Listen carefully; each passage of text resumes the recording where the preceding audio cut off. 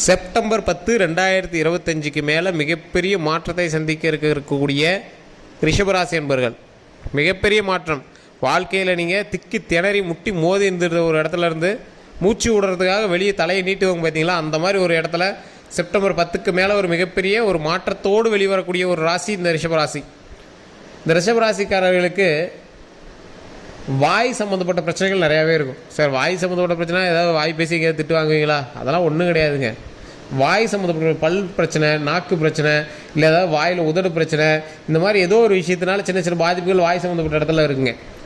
அப்படி இல்லை அப்படிங்கும்போது காது அல்லது மூக்கு, இந்த மாதிரி தலைக்கு மேலே இருக்கக்கூடிய ஏதோ ஒரு விஷயம் வந்து உங்களை வந்து தொந்தரவு பண்ணிக்கிட்டே இருக்கும், உடல் ரீதியான விஷயங்கள். அந்த மாதிரி இருக்க அப்படின்னா மறக்காம கமெண்ட் செக்ஷனில் ஆமான்னு பதிவிடுங்க. அப்படி இல்லை அப்படின்னா பாதம், தலையும் உச்சி தலையும் பாதமும், இது ரெண்டில் ஏதோ ஒரு வித்தியாசம் வந்து உங்களுக்கு வந்து தெரிய ஆரம்பிச்சிருக்கும். அப்படி இருந்தால் மறக்காம கமெண்ட் செக்ஷனில் பதிவிடுங்க. இந்த ரிஷபராசிக்காரர்கள் அவங்களுடைய வாழ்க்கையில் முக்கியமான ஒரு தருணத்தில் ஒரு குறிப்பிட்ட இடத்துல மட்டும் இந்த வாழ்க்கையை வெறுத்திருப்பீங்க. என்னடா வாழ்க்கை இது, வேண்டாண்டா அப்படிங்கிற மாதிரிலாம் நீங்கள் வெறுத்திருப்பீங்க. அந்த வேண்டாண்டான்னு அப்போ நம்ம சொன்னதை மறந்து இனிமேல் தாண்டா வாழணும் அப்படின்னு ஆசைப்படக்கூடிய அளவுக்கு வாழ்க்கை சந்தோஷத்தை கடவுள் அள்ளித்தர போகிறார். இதுக்கு மேலே அந்த மாதிரி ஒரு நெகட்டிவான எண்ணமே தோணாது. இதுக்கு மேலே லைஃப்பை சந்தோஷமாக வாழணும் அப்படிங்கிறது மட்டும்தான் தோணும். இதுக்கு மேலே நம்ம லைஃப்பை சந்தோஷமாக வாழணும், இந்த வாழ்க்கையை நம்ம கண்டிப்பாக ஒரு மகிழ்ச்சியோடு வாழணும் அப்படிங்கிறது மட்டும்தான் நம்மளுக்கு மைண்ட்லேயே தோணுங்க. அந்த அளவுக்கு ஒரு மகிழ்ச்சியை தரக்கூடிய ஒரு காலகட்டம் வரக்கூடிய செப்டம்பர் 10க்கு பின்னாடி வரப்போகுது.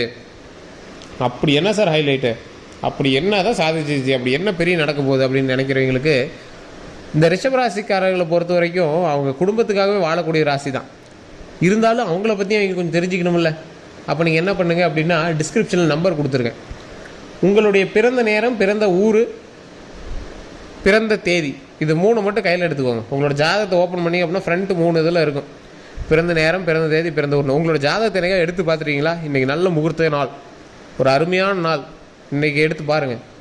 அந்த ஜாதகத்தில் முன்னாடி பக்கத்துலேயே இருக்கும் உங்களுடைய பிறந்த நேரம், பிறந்த தேதி, பிறந்த ஊர். குறிப்பிட்ட நேரத்தில் ஜாதகத்தை ஓப்பன் பண்ணி பார்க்கணும் சார். இது நிறைய பேர் தெரியுற ஜாதகத்தில் அடிக்கடி ஓப்பன் பண்ணக்கூடாது அப்படிம்பாங்க. குறிப்பிட்ட நேரத்தில் அந்த ஜாதகத்தை ஓப்பன் பண்ணி பாருங்கள். இன்றைக்கி உங்கள் இந்த வீடியோ வந்து உங்கள் கண்ணில் படுதா, நீங்கள் இன்றைக்கி பார்க்கணும் அப்படிங்கிற ஒரு தலைவிதின்னு கூட வச்சுக்கோங்க. அதை பார்த்து அந்த நம்பருக்கு ஃபோன் பண்ணுங்கள். கீழே நம்பருக்கு கொடுத்துருக்கேன், ஃபோன் பண்ணுங்கள். உங்களுக்கு நடக்கக்கூடிய ஒரு முக்கியமான மாற்றத்தை சொல்லக்கூடிய ஒரு நாளாக இந்த நாள் உங்களுக்கு அமையும். எழுதி வச்சுக்கோங்க. இதை பார்த்துட்டு உங்களோட லைஃப்பில் ஒரு மாற்றம் ஏற்படலை அப்படின்னா நீங்கள் அடுத்து வந்து கமெண்ட் செக்ஷனில் பதிவிடுங்க. இந்த ரிஷபராசிக்காரர்களுக்கு நிறைய பேர் டவுட் கேட்டிருப்பீங்க. போன தடவைலாம் வீடியோவில் நிறைய கேட்டிருந்தீங்க, சார் இதில் சந்தேகம் இருக்குது, ஃபோனில் கேட்கணும்னு. கீழே கமெண்ட் செக்ஷனில் அந்த டிஸ்கிரிப்ஷனில் நம்பர் இருக்குது. ஃபேஸ்புக்கில் பார்த்தீங்கன்னா ஸ்க்ரீன்லேயே நம்பர் இருக்குது. பிரபல ஜோதிடர் தான் பேசுவார். நீங்கள் ஒன்றும் பயந்துக்கவே தேவையில்லை. ஃபேக்காக இருக்குமா இல்லை ஏதாவது சும்மா ஏதோ ஒன்று சொல்லுவாங்க, அதெல்லாம் எதுவும் A to Z சொல்லுவாங்க. நீங்கள் அந்த பிறந்த தேதி, பிறந்த நேரத்தை மட்டும் சொல்லுங்கள். உங்கள் கூட பிறந்தவங்கலேருந்து உங்களுக்கு என்ன நடக்குது, ஏது நடக்குது, எல்லாம் A to Z கிளியராக சொல்லிடுவாங்க. நீங்கள் கவலையே பட தேவையில்லை. இந்த ராசிக்காரருக்கு இன்னொரு ஒரு ஹைலைட் என்ன தெரியுமா? இந்த ரிஷப ராசிக்காரர்களுக்கு குலதெய்வம் கூடியே இருக்குது சார். நீங்கள் நல்லா யோசிச்சு சொல்லுங்கள். நீங்கள் செய்யக்கூடிய ஏதாவது ஒரு வேலையில் ஒரு இன்டிமேஷனாக உங்களுக்கு எதுவுமே காட்டலன்னு சொல்லுங்கள் பார்க்கலாம். இல்லையா? நீங்கள் செய்யக்கூடிய தொழிலில் ஏதாவது ஒரு மிகப்பெரிய பிரச்சனை நடக்கும்போது, உங்களுடைய வாழ்க்கையில் ஒரு மிகப்பெரிய பிரச்சனை நடக்கும்போது ஏதோ ஒரு தேவதை மாதிரி ஒரு இடத்துல ஒருத்தர் வந்து நிற்கிறார் சார். அது எப்படின்னே தெரில சார், அந்த இடத்துல எப்படி நான் தப்பிச்சுனே தெரில சார் அப்படிங்கிறவங்க இருக்காங்களா இல்லையான்னு சொல்லுங்கள் பார்க்கலாம். இந்த ரிஷபராசிக்காரங்களுக்கு மட்டும் அது ஹைலைட்டாக நடந்திருக்கும். ஏதோ ஒரு இக்கட்டான சூழ்நிலையில் மட்டும் வந்து உங்களை காப்பாற்றிட்டு போயிருக்கும். அது வேறு யாரும் கிடையாது, குலதெய்வத்தினுடைய அனுகிரகம் தான் இந்த ரிஷபராசிக்கு. ஊர் விட்டு ஊர் இருப்பீங்க, தொழில் விட்டு தொழில் இருப்பீங்க. நல்ல நண்பர்கள் வட்டாரம், நிறைய நண்பர்களில் யார்கிட்ட பேசுகிறது, யார்கிட்ட இது பண்ணுறதே தெரியாது, அந்தளவுக்கு நண்பர்கள் வட்டாரம். தொழிலில் முன்னேற்றம் நடக்கும்போது நண்பனும் பகைவனாவாங்கிற சந்தேகம்லாம் உங்களுக்கு வந்திருக்கும். இவன் நம்மளுக்கு நல்லது தான் பண்ணுறானா இல்லை இவனால் தான் பிரச்சனை நடக்குதா என்னன்னு தெரியலையே அப்படிங்கிற மாதிரி இருந்திருக்கும். சந்தேகம்லாம் பட தேவையில்லை. ஆனாலும் நீங்கள் ஜாக்கிரதையாக இருக்க வேண்டிய நேரம். எதிரியும் நண்பனாகக்கூடிய காலகட்டம், நண்பனும் பகைவனாகக்கூடிய ஒரு நேரம். அப்போ என்ன, உங்களுடைய தொழிலில் தான் நீங்கள் கவனமாக இருக்கணும். நீங்கள் சேஃப்டியாக இருந்துட்டால் உங்களை யார் என்ன சார் பண்ண போகிறா, அப்படி தான், அவ்வளோதான். உங்களுடைய வாழ்க்கையில் நீங்கள் சேஃப்டியாக எல்லா விஷயத்தையும் பார்த்துக்கிட்டீங்க அப்படின்னா உங்கள்கிட்ட யாரும் எந்த தொந்தரவு பண்ணாலும் நீங்கள் சேஃப். டேக்ஸ் சம்மந்தப்பட்டது, பொருளாதாரம் சம்மந்தப்பட்டது, டாக்குமெண்ட் சம்மந்தப்பட்டது, கவர்மெண்ட்டினுடைய அப்ரூவலு, வரி கட்டாமல் இருக்கிறது, இந்த மாதிரி எந்த பிரச்சனை இருந்தாலும் அதை சரி பண்ணிக்கோங்க. இந்த ராசிக்கு இப்போ கவர்மெண்ட் இஷ்யூஸ் வரதுக்கான வாய்ப்புகள் அதிகம். ஸோ அதனால் கவர்மெண்ட் இஷ்யூ எது இருந்தாலும் அதை வந்து சரி பண்ணிக்கோங்க. பேன் கார்டு மாற்றணும் சார், நேம் மாற்றணும். ரேஷன் கார்டு சரி பண்ணணும் சார், நேம் கரெக்டாக பார்த்துக்கணும். ரேஷன் கார்டில் பேர் இணைக்கணும் சார், இணைச்சி வச்சுக்கோங்க. வீட்டு நம்பர் வாங்கணும் சார், அப்ரூவல் வாங்கணும் சார், வண்டிக்கு இன்சூரன்ஸ் கட்டணும் சார், நேமில் ஆர்டிஓவில் நேம் இது பண்ணணும் சார், ஆட் பண்ணணும் சார், எந்த பிரச்சனையாக இருந்தாலும் சரி பண்ணி வச்சுக்குவாங்க சார். நீங்கள் ஒரு ஃபாஸ்ட் டிரைவிங்லையாவது நீங்கள் வந்து ஒரு இது கட்டுறதுக்கான நேரம் சார், சலான் கட்டுறதுக்கான நேரம் சார். கவர்மெண்ட்டுக்கு அப்போ கட்ட வேண்டிய காலகட்டம் சார் உங்களுக்கு, அவ்வளோதான். ஒரு ஃபைனாவது உங்கள் மேலே விழுவோம் ரிஷப ராசி. ஸோ அப்போ அதுக்கு தகுந்த மாதிரி கொஞ்சம் பொறுமையாக நடந்துக்குவாங்க. இது உண்மையா இல்லையான்னு கமெண்ட் செக்ஷனில் பதிவிடுங்க. இது கண்டிப்பாக இப்போ சிலருக்கு நடந்திருக்கும். இப்போ கமெண்ட் செக்ஷனில் எங்களே பதிவிடுவாங்க, தெரிஞ்சுக்குவீங்க. கவர்மெண்ட்டுக்கு கப்பம் கட்ட வேண்டிய ஒரு முக்கியமான ஒரு காலகட்டம் சார். டெய்லி டோல்கேட்டு ஒரு 100 ரூபா 50 ரூபா தேவையில்லாமல் டோல்கேட் ஃபீஸ் கட்டிட்டு ஃபாஸ்ட்டாக கட்டிட்டு தான் சார் இருக்கும் அப்படிங்கிறீங்களா? அதுவும் ஒரு வகையான வரி தானே. ஸோ ஏதோ ஒரு விஷயத்தினால நீங்கள் வந்து கவர்மெண்ட்டுக்கு கப்பம் கட்ட வேண்டிய நேரம். ஸோ அதை கொஞ்சம் பார்த்து பொறுமையாக பக்குவமாக பண்ணிங்க அப்படின்னா அந்த பிரச்சனையிலிருந்தும் வெளிவந்து விடலாம். ஸோ நிறைய நண்பர்களை நம்பி தொழிலில் அதிகமாக ஆர்வமாக நீங்கள் வந்து இறங்குறீங்க அப்படின்னா கொஞ்சம் பொறுமை. அவருடைய ஜாதகத்தையும் ஒரு டைம் பார்த்துக்கோங்க. 2 பேர் நல்லவர் தான், நீங்களும் நல்லவர் தான், அவரும் நல்லவர் தான். ஆனால் 2 பேர் இணையும் போது கிரகத்தினுடைய ஈடுபாடுகள் அங்கே எப்படி இருக்குன்னு பார்க்கணுமில்ல. ஆசையே இல்லாதவங்களுக்கு ஆசையை தூண்டும்.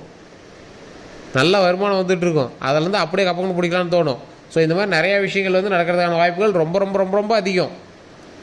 ஸோ அதனால் கொஞ்சம் கவனமாக எந்த ஒரு விஷயம் பண்ணாலும் பண்ணிங்க அப்படின்னா மிகப்பெரிய நன்மை உண்டாவதற்கான காலகட்டம். தொழிலில் மிகப்பெரிய ஏற்றம் இருக்கக்கூடிய நேரம். உங்களுக்கு போட்டி அதிகமாக வரும் சார். அதான் முன்னாடியே சொன்னேனே, நண்பன் கூட பகைவனாகிறதுக்கான வாய்ப்புகள் அதிகம். ஏன்னா இவனுக்கு மட்டும் வருமானம் அதிகமாக வந்துட்டே இருக்குது, எப்படி வரலாம் அப்படிங்கிற மாதிரி. ஸோ குடும்பத்தில் பங்காளிகள்லாம் இருக்கீங்க அப்படின்னா, அண்ணன் தம்பி இவங்களும் பங்காளிலாம் இருக்கீங்கன்னா அவங்களும் அவங்க மேலே பொறாமப்படுவாங்க. எப்படி இவன்கிட்ட மட்டும் இது பண்ணலாம் அப்படிங்கிற மாதிரி. இந்த விளம்பர டிவி சேனல்ஸ்லாம் போடுவாங்க பார்த்தீங்களா, யூடியூப் சேனல்ஸ்லாம் போடுவாங்க பார்த்தீங்களா, வைத்தறிச்சல். எப்படி இவன் மட்டும் வீடு கட்டிக்கிறான், எப்படி இவன் மட்டும் தொழில் பண்ணலாம், எப்படி இவன் மட்டும் கார் வாங்கலாம். ஸோ இந்த மாதிரி வைத்தறிச்சலாம் உங்களுக்கு அதிகம், கந்திஷ்டியே உங்களுக்கு அதிகம் சார். நீங்கள் கமெண்ட் செக்ஷனில் உண்மை அப்படின்னா கமெண்ட் பண்ணுங்கள். நீங்கள் வண்டி வாங்கினாலும் சரி, தொழில் பண்ணாலும் சரி, உங்களுக்கு ஒரு கந்திஷ்டியாக நினைக்கக்கூடிய ஒரு ஆட்கள் வந்து உங்களுடைய குடும்பத்திலேயே அதிகம், உங்களுடைய ஊர்லேயும் அதிகம். அதெல்லாம் மீது தான் நீங்களே பொழைச்சிட்டு இருக்கீங்க. அப்பயும் சின்ன சின்ன அந்த கந்திஷ்டி உங்களை ஏதாவது ஒரு ஸ்ட்ரைக் அவுட் பண்ணிகிட்டே தான் சார் இருக்குது. ஒரு சின்ன ஒரு கீழாவது உங்களை போட்டு விட்டு தான் சார் இருக்குது அப்படிம்பீங்க சார். இந்த ராசியை பொறுத்த வரைக்கும் நீங்கள் என்ன பண்ணாலும் உங்களுக்கு கந்திஷ்டி இருக்கிறதான வாய்ப்புகள் அதிகம். அந்தளவுக்கு கடவுள் வந்து வரம் கொடுப்பார் சார். இப்படி தான் சொல்கிறீங்க, வச்சு செஞ்சிகிட்டு இருக்குது சார், இதெல்லாம் கேட்க நல்லா இருக்குது சார், ஒன்றும் நடந்த மாதிரியே தெரில சார் அப்படிங்கிறவங்களாம் பொறுத்திருந்து உங்களுடைய வாழ்க்கையை அனுபவிங்க, அவ்வளோதான். கடந்த காலகட்டங்கள் கஷ்டங்களை அனுபவித்த காலகட்டங்கள், இனி வரக்கூடிய காலகட்டங்கள் மகிழ்ச்சிக்கான காலகட்டங்கள். மகிழ்ச்சிக்கான காலகட்டத்தில் நீ என்னெல்லாம் பண்ணும் அப்படிங்கிறத தான் பொறுமையாக ஒவ்வொன்றா பண்ணும். உடனே உங்களுக்கு அள்ளி கொடுத்துட மாட்டார் கடவுள், பொறுமையாக தான் அள்ளி கொடுப்பார். தொழிலில் பொறுமையாக ஹேண்டில் பண்ணிங்க அப்படின்னா அல்ட்ரா ஸ்ட்ரக்சர், நீங்கள் உங்களுடைய லைஃப்பை அப்படியே பயங்கரமாக ஸ்ட்ரக்சர் போட்டு நீங்கள் வந்து போவீங்க, பிளான் போட்டு நீங்கள் வந்து போவீங்க. ஒரு தாஜ்மஹால் கட்டுறாங்க, ஒரு மிகப்பெரிய ஒரு கோவில் கட்டுறாங்க, தஞ்சை பெரிய கோவில் மாதிரி ஒரு கோவில் கட்டுறாங்க அப்படின்னா அந்த கோவிலுக்கு முன்னாடியே ஒரு ஸ்ட்ரக்சர் பிளான் எல்லாமே ரெடி பண்ணுவாங்க பார்த்தீங்களா. அந்த மாதிரி ஒரு பிளான் உங்களுடைய வாழ்க்கை. நீங்கள் செய்யக்கூடிய தொழிலாகட்டும் உங்கள் குடும்பமாகட்டும் ரெண்டும் இப்போ சமநிலையில் தான் இருக்கும். ஏன் அப்படின்னு கேட்டிங்கன்னா, இப்போ ஒரு எக்ஸாம்பிளுக்கு ஒரு சிலருக்கு இப்போ பரவாயில்லையா இருக்குமே தவிர மற்றவங்களுக்கெல்லாம் எப்படி இருக்கும் அப்படின்னா, தொழில் ஒரு பக்கம் ஆடும்போது ஃபேமிலி அப்போ தான் உங்களை வச்சு செய்யும். ஃபேமிலி ஒரு பக்கம் சண்டை இருக்கும்போது அப்போ தான் தொழில் அதுக்கேற்ற மாதிரி கொஞ்சம் டவுனாக ஓடிட்டு இருந்திருக்கும். திடீர்னு தொழில் நல்லா ஓடும், கரெக்டாக அந்த நேரம் பார்த்து ஃபேமிலியில் அந்த தேவை வரும் இந்த தேவை வருதுன்னு அதுக்கு செலவு பண்ணுற மாதிரி நீங்கள் பண்ணிகிட்டு இருப்பீங்க.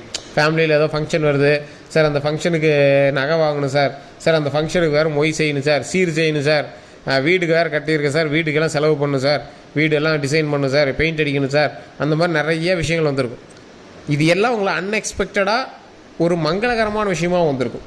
சில விஷயங்கள் எப்படி உங்களுக்கு இருந்திருக்கும் அப்படின்னா, மருத்துவ ரீதியான செலவுகள் இந்த ரிஷபராசிக்கு அதிகமாக வச்சு செஞ்சுருக்கும். ஸோ இந்த விஷயங்கள் எல்லாமே இனிமேல் சுப செலவுகளாக வரக்கூடிய ஒரு காலகட்டம். நல்ல ஒரு தருணம் தான். இதுக்கு மேலே உங்களுக்கு மகிழ்ச்சி தான், ஒன்றும் பிரச்சனையெல்லாம் கிடையாதுங்க. ஒரு சிலருக்கு ஒரு 100%, ஒரு 10% பேர் கொஞ்சம் ஜாக்கிரதையாக இருக்கணும். அவங்களாம் கீழே டிஸ்கிரிப்ஷனில் நம்பர் கொடுத்துருக்கேன். அது தசாபுத்தின்பால், உங்களுக்கு லக்கினத்தின்பால், நட்சத்திரத்தின்பால் உங்களுக்கு வேறு ஒரு மாற்றங்கள் இருக்கிறதுக்கான வாய்ப்புகள் இருக்குது. ஸோ அதை வந்து நீங்கள் ஜாதகத்தை பார்த்து தான் தெரிஞ்சுக்கணும். அதுக்கான நம்பர் நான் கீழே கொடுத்துருக்கேன், நீங்கள் ஃபோன் பண்ணி கேட்டு தெரிஞ்சுக்கலாம். மற்றபடி மீதி இருக்கிற 90% வந்து பரவாயில்ல, ஓகே, தப்பிச்சிக்கலாம், அந்த மாதிரி தான் இருக்குங்க.